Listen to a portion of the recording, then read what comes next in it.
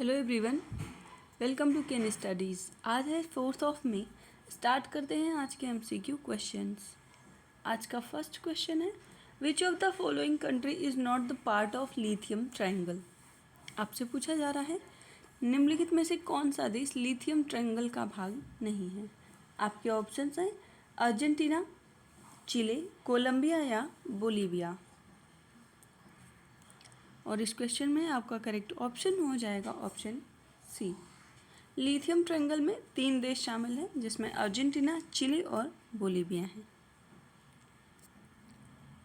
Lithium triangle की बात करें तो it is a region of the Andes that is rich in lithium reserves encompassed by the border of Argentina, Bolivia and Chile, and the area is thought to hold around 54% of world's lithium reserve. According to The Economist, Argentina was by November 2020 the country's most ongoing lithium extractions project in total of 40. Lithium को white gold भी कहा जाता है for electric vehicles and it is a chemical element with the symbol of Li and atomic number 3.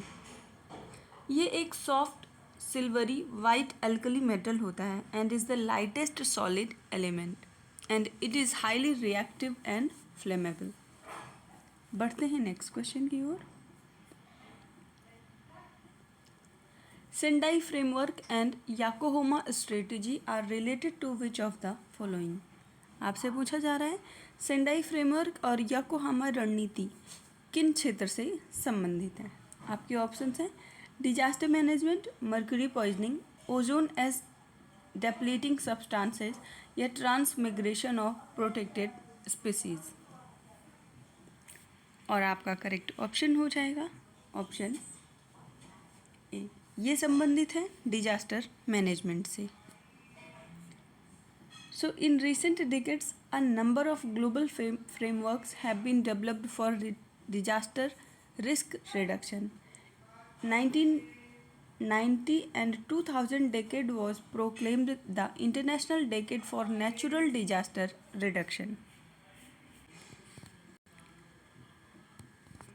इसके साथ ही Yokohama strategy की बात करें तो इसको अडॉप्ट किया गया 1994 में, which contained guidelines for natural disaster prevention, preparedness and mitigation are the part of Yokohama strategy. Next है Hyogo framework for action 2005 to 2015 and its successor document the Sendai Framework for Disaster Risk Reduction adopted in Japan in March 2015. And it provides general guidance for reducing risk from natural hazards. Last one is Sendai Framework, which works hand in hand with the other 2030 Agenda agreements, including the Paris Agreement on Climate Change, the Addis Ababa Action Agenda on Financing for Development, the New Urban Agenda, and ultimately the Sustainable Development Goals. पढ़ते हैं next question की ओर।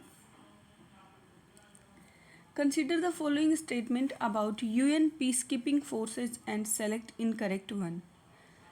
संयुक्त राष्ट्र शांति सेना के संबंध में निम्नलिखित कथन दिए गए हैं, इनमें से कौन सा कथन गलत है, आपको चुनाव करना है।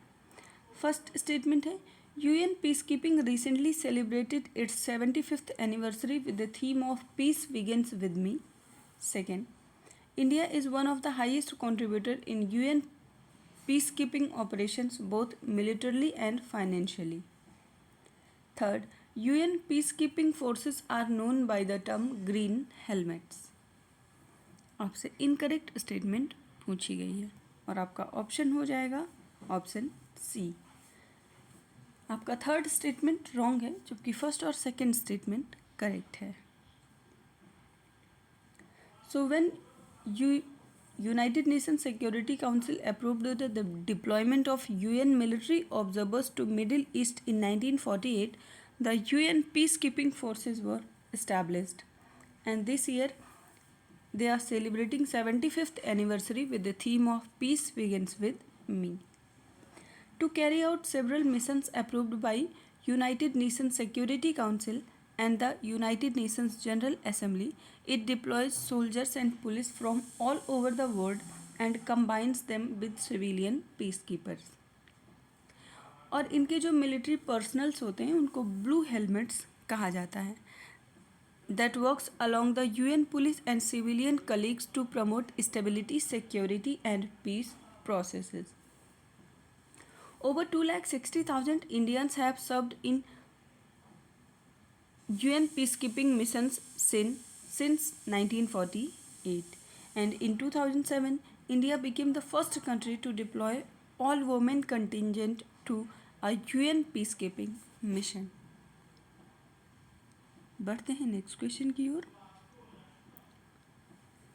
What is the theme of World Press Freedom Day 2023 which is observed annually on 3rd May? आपसे पूछा जा रहा है विश्व प्रेस स्वतंत्रता दिवस 2023 का थीम क्या है जो प्रतिवर्ष 3 मई को मनाया जाता है. आपके ऑप्शंस हैं everything is right, journalism under surveillance, information as a public good या shaping a future of rights, freedom of expression as a driver for all other human rights. और आपका करेक्ट ऑप्शन हो जाएगा option D, shaping a future of rights, freedom of expression as a driver for all other human rights. World press freedom day की बात करें तो इसको annually मनाया जाता है 3rd of May को to raise awareness about the importance of freedom of the press. And this year marks the 30th anniversary of World Press Freedom Day. This day was first proclaimed by the UNESCO in 1991 in response to the increasing number of attacks on journalists and media outlets around the world. And on December 20, 1993, United Nations General Assembly declared 3rd May as the World Press Freedom Day. बढ़ते हैं next question की ओर. According to the ICC ranking released in May 2023, India has surpassed which men's cricket team to become the number 1 test team? आपसे पूछा जा रहा है मई 2023 में जारी ICC रैंकिंग के अनुसार भारत किस पुरुष क्रिकेट टीम को पछाड़कर नंबर 1 क्रिकेट टीम बन गया है. आपके ऑप्शंस हैं इंग्लैंड, साउथ अफ्रीका, न्यूजीलैंड या ऑस्ट्रेलिया. और आपका करेक्ट ऑप्शन हो जाएगा ऑप्शन डी, भारतीय पुरुष क्रिकेट टीम ने ऑस्ट्रेलिया की टीम को पिछाड़ा है. So India's men's team has surpassed Australia to become the number 1 test team in the latest ranking released by ICC. India has topped the ranking with 121 points while Australia ranked second with 116 points. Earlier this year, India posted a 2-1 series win against Australia to retain the Border Gavaskar Trophy for the 4th consecutive time. England, South Africa and New Zealand placed 3rd, 4th and 5th in the Test team ranking. बढ़ते हैं next question की ओर. Which of the following statement is incorrect? नीचे कुछ कथन दिए गए हैं, इनमें से कौन सा गलत है ये आपको बताना है. फर्स्ट स्टेटमेंट है India ranked 161 out of 180 countries in 2023 world press freedom index. Second, Norway tops the ranking for the 6th consecutive year. Third, this report was released by Reporters Without Borders based on 6 indicators. आपसे incorrect statement पूछी गई है और आपका option हो जाएगा option C. आपका first और सेकंड स्टेटमेंट सही है. इसके 6 नहीं 5 इंडिकेटर्स होते हैं. So according to this report released by global media watchdog Reporters Without Borders, India's ranking in 2023 is 161 out of 180 countries. Previous year देखें ईयर 2022 में तो इंडिया की रैंक 150 थी. इसका मतलब इस बार रैंक में गिरावट देखी जा रही है. Norway is ranked first for the 7th consecutive year followed by Ireland, Denmark, Sweden and Finland. Last 3 countries की बात करें तो 180th प्लेस पर है north Korea, 179th China and 178th Vietnam. and this report is based on the 5 indicators which includes political, economic, legal framework, socio-cultural and safety. आज के current affair session में इतना ही। धन्यवाद।